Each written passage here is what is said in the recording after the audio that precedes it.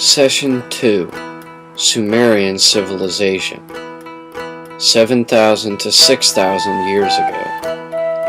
Part 1, the Sumerians.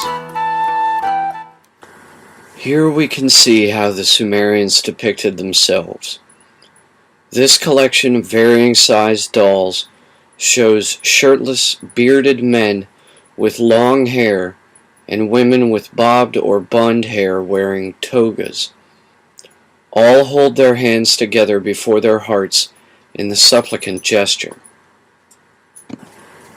This bust of an Adamu worker shows the typical facial features of a Sumerian youth.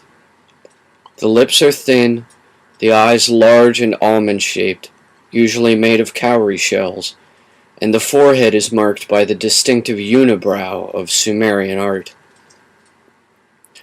Here we see a small diorite statue of Gudea of Lagash from 4,130 years ago. Note his bare feet, his round, bearded crown, and his seated supplicant position.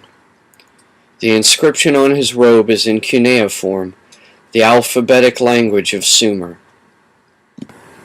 Here we see the legal code of Hammurabi, written 3,760 years ago, in the alphabetic language of cuneiform.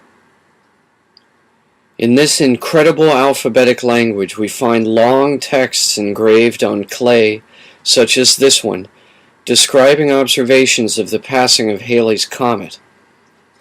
In this fragmented relic we see an ancient Sumerian map of the globe.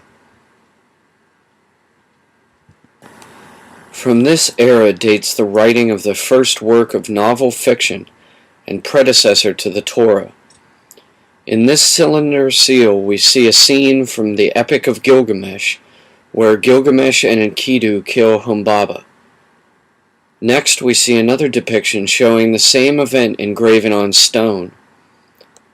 Also engraven on stone is this tablet containing a portion of the 4,500-year-old story describing an ancient worldwide flood that occurred before the beginning of recorded history.